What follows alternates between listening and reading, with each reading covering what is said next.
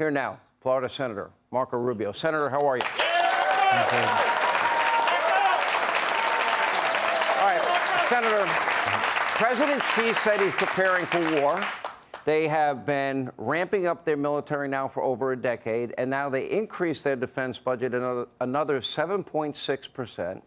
And President Xi said he's preparing for war. I assume it's against us. Is that a wrong assumption? Well, it's not against Belgium or Luxembourg.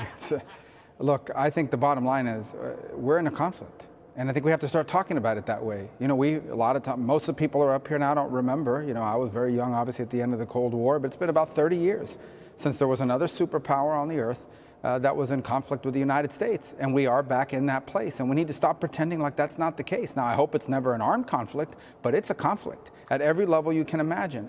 And I think, look, we have a couple problems. Number one, the White House, the Biden administration is filled with a bunch of traditional, conventional political figures that grew up over the last 20 years talking about cooperating with China. We saw how that worked out. They took all of our jobs. They took all of our factories. They got rich. We got poorer. Their middle class grew. Our middle class shrunk. They make things, and we don't. That was, and so, but I think the other problem we have, and you've alluded to this, is these guys in China, they watch TV. I mean, they watch TV broadcasts of what's happening in America.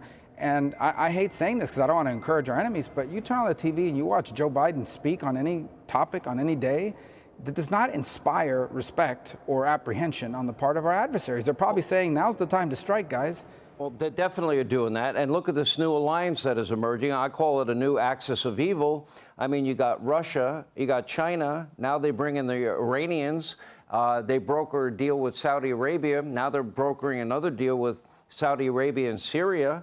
And they're telling Kevin McCarthy not to meet with an allied leader. And then what are the consequences for the balloon spying? What are the consequences for taking out an American drone like Putin did? There have been no consequences. And I think that's part of the challenge that we have on our hands here. Look, it goes beyond these things. Just today, Brazil, in our hemisphere, largest country in the Western Hemisphere south of us, cut a trade deal with China. They're going to, from now on, do trade in their own currencies, get right around the dollar. They're creating a secondary economy in the world, totally independent of the United States. We won't have to talk about sanctions in 5 years because there'll be so many countries transacting in currencies other than the dollar that we won't have the ability to sanction them. As we are sitting here, focused on some of these nuttiness that's going on, people that are basically dedicating their lives in this country to ensuring that it is legal to mutilate children, to do drag shows in schools. They dedicate their lives to this, and we have another superpower that basically wants to become the world's dominant power at our expense, and these people don't want to focus on it.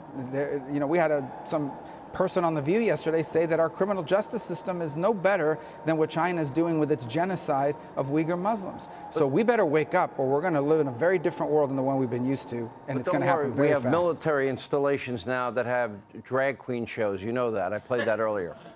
Yeah, but I mean, it's part of I don't know if you saw this poll yesterday. I don't put a lot of stock into the polls, but if you think about all of the values that make you a strong society, family, children's, patriotism, all of that is diminished. The only thing that matters now, the thing that has gone up, is people care about money, and I'm not saying that doesn't matter, but China knows it, and they use it against us. And they know that in America, they believe one day there are enough people to pressure their politicians because they care more about buying cheap shirts off an app from China than they do about standing up for their own country. At some point, we need to figure out that we are Americans. Someone needs to stand up for this country. If we don't, no one will. And that the world is a better place because of America, and it'll be a worse place if America declines. Senator Marco Rubio, thank you.